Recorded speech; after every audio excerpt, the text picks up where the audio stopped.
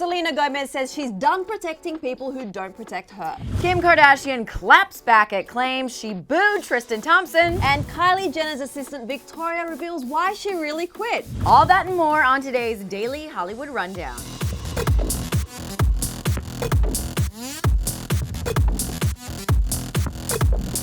Welcome back to today's episode of the Daily Hollywood Rundown. I'm Susan Morad, joined by Maddie, filling in for Emil today. Hello everyone, how's it going? Hi. Well, Maddie, today is Wednesday, which is hump day, which means absolutely nothing. We just ruined that. I was trying to go with you because I remember the last time we did a Wednesday. Oh, I was going to say, I didn't know if you knew that it meant nothing. Yes. But you did. I did. Absolutely nothing. There you go. Well, enough of that nothingness, you guys. Hit that subscribe button. Hit the bell, leave us comments. We'll be doing You're So Clever later this week, so your comment might get featured. And we just love to read your comments. Yeah, of course. So, subscribe. Oh yeah, okay. All right, but we need to get into today's news, kicking it off with our very first story about Bad Baby. It looks like Danielle Bregoli, aka Bad Baby's overnight success is taking a toll on her, and don't expect to see much of her on your IG or Twitter feeds this year because the 16-year-old has made it known that she will be taking a social media hiatus in the new year and new decade.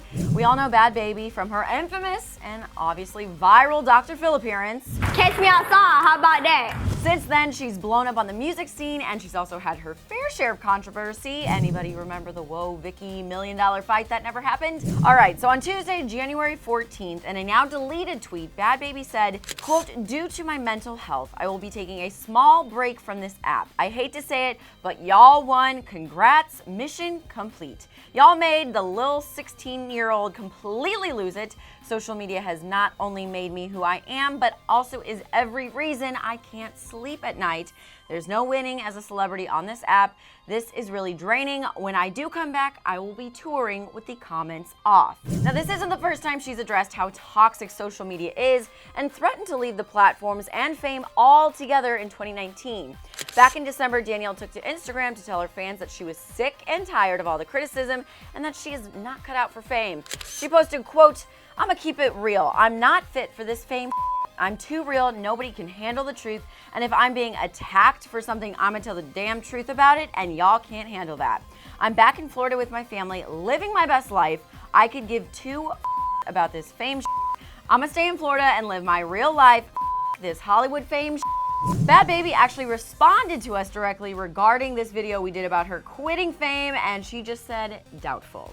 So obviously Bad Baby had a lot to say about the criticism and the backlash and just like all the pressures of social media, which I can only imagine like as a 27-year-old, yes, I'm that old, I can barely handle social media, so like a 16-year-old. Yeah, I think feel bad. I felt really bad reading that, and you do almost forget that she's 16, which, you know, I can't imagine what she's going through when she sees all these things, because she does play like she puts up a really tough front, but at the end of the day, she's just a human like everybody else. And you know, for her to say that, like, I think it's like a big step for her to actually come out and say social media is ruining my life. Is affecting her in that way. So I hope she gets the rest she needs from it. I do too. All right, so moving on to our next story, you might have seen Kim Kardashian's kind of been at the top of everyone's list. Like this morning, there was all this stuff going on about her apparently booing Tristan Thompson at a basketball game on Monday. She's come out to say something. We're gonna break it all down. Earlier this week, Kim Kardashian and hubby Kanye West attended an NBA game to check out a Los Angeles Lakers vs Cleveland Cavaliers at the Staples Center. Of course, Tristan Thompson, Khloe's ex, is a player for the Cavs who was playing that night. Kim and Kanye were courtside sitting right next to Courtney Cox of Friends. Now yesterday, following the game, a video started circulating online of Kim standing up when Tristan was making a free throw, and the internet was convinced that Kim was in fact booing Tristan. Here, let's take a look at the clip ourselves.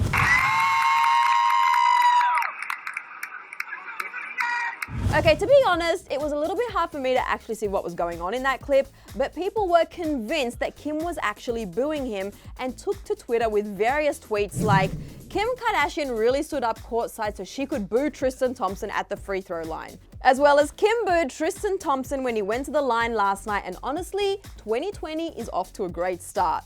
And also this person who said, Kim Kardashian booing Tristan is my type of petty. Well, Kim actually caught wind of everyone's speculation that she was booing Tristan and actually took straight to Twitter to clap right back. Kim tweeted in response to a headline about it saying, I was there to support him and was cheering, screaming, let's go Tristan. I would never boo anyone. I don't go to hate, only to cheer. So it turns out Kim was actually there as his cheerleader and not there to boo him. Actually, I totally see her being like taking the high road.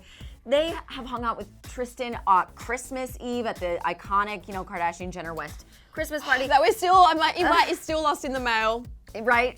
Next year. Yeah, next year. This year. 2021 will be our year, I guess. No, 2020. Oh, yeah. We haven't had Christmas yet. What year is it? I don't even know. Yeah, but I honestly don't think Kim meant any ill will towards Tristan. Yeah, and that video, I was trying to find a clearer video online to be like, where was she actually booing him? But there was more so, I think, images of her jumping up. And you can even tell in the image, you saw it just then during the story, that it looks like she's cheering. Her face doesn't look like she's booing. She's like, whereas if you're booing, you're like, boo. Yeah, exactly. How would you go when you boo? Boo. Okay, let's switch into some other Kardashian Jenner news. This one deals with Kylie Jenner and her assistant calling it quits. Kylie Jenner's personal assistant and best friend Victoria Villarroel has called it quits with her personal assistant job. There were a lot of stories and rumors flying about their professional breakup, and now Victoria has spoken out. So let me explain. Quick backstory, Victoria has been working for the Kardashian Jenner family since 2012, where she was an intern for Kris Jenner's Jenner Communications company. Then in 2015, she was promoted to become Kylie's full-time personal assistant. But not only was she Kylie's assistant, over the time that Victoria and Kylie worked together, they became very good friends. However, 5 years and many amazing vacations later, Victoria is quitting her position as Kylie's assistant. But before you guys think this will be another Jordan Woods-esque falling out, there is absolutely no bad blood between Victoria and Kylie. A source told Us Weekly, Victoria wants to be an influencer in her own right and is focusing on that now. Over the years that Victoria has been working with Kylie, she has amassed over 900,000 Instagram followers. Kylie and Victoria are still friends and remain close, and Kylie has no bad feelings about Victoria going off to do her own thing and is being extremely supportive. And if you didn't want to take the source's word for it, Victoria actually spoke out on her personal Instagram to squash any negative headlines and rumors. She posted, quote, "You guys, LOL, don't believe everything you read, please. This story is false. I worked with Kylie for 5 years and she became one of my closest friends. We both decided it was time to grow without each other professionally about a year ago. She's still one of my best friends and our relationship has only gotten stronger. Now, let's focus our time and energy on other things. A lot is happening in the world right now." And close friends it appears they still are. Victoria even posted this picture with Kylie just 2 days ago. So clearly, they don't have bad blood. Victoria's just doing her thing. She's being a professional influencer. Yeah, well, which is the thing now. It's interesting because I feel like she didn't really say if that's the truth, because she said, don't believe all the rumors. True. So I'm like, is it part of the rumor that she's actually going to be an influencer? I've been doing some Instagram stalking on her, and even years ago, she was very much posting these semi-naked Instagram influencer type photos, especially with her sister. I feel like her and her sister have this influencer thing together that they're working on. That's my theory, but I mean, they're still in pictures together. Of course. And I can totally see Kylie being understanding of it. Yeah, absolutely. And I'm just saying, Kylie, if you're watching this and you need a new friend to take along on these trips and hang out, on these Kylie beauty tours and things like that, sign me up. I am available for friendship anytime you want. You have to work while you're doing this, right? You're going to be working. I do? Yeah. Okay. Okay, so moving on to Selena Gomez. Now, this has got to be one of our favorite times and our favorite eras of Selena.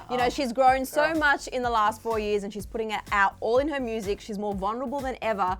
And now she also wants us to know that she is done with protecting people that don't protect her. As we reported yesterday, Selena appeared on the Jimmy Fallon show earlier this week, where she sat down to discuss her new album Rare, as well as many other things, including the last time her and Fallon did Hot Ones. As we just mentioned, Selena is more personal and vulnerable than ever on this new album, and based on what we understand, understand from Selena, this was not by accident and something she wanted to do with her new music.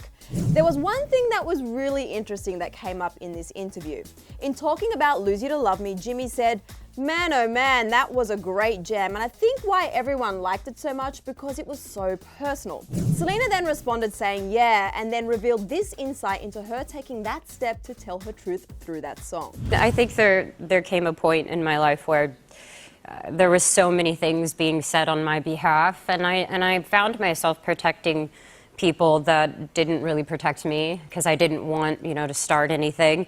But I had a right to say my side of the story. Selena went on to say, quote, "I felt like that was so liberating because it almost felt like I had let it go personally inside of me once it was out."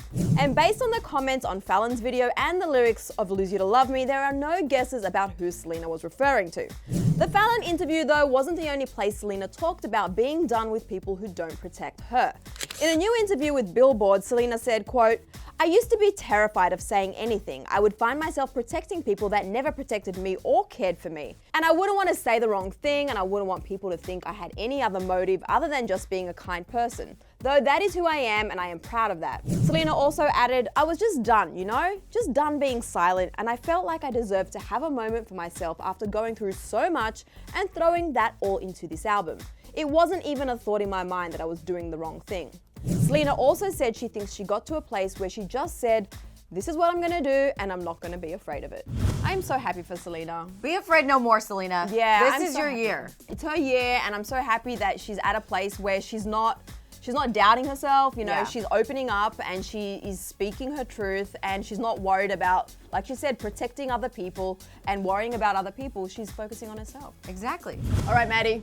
I wasn't braced. Are you ready? Go. Do you know what I'm time? down here.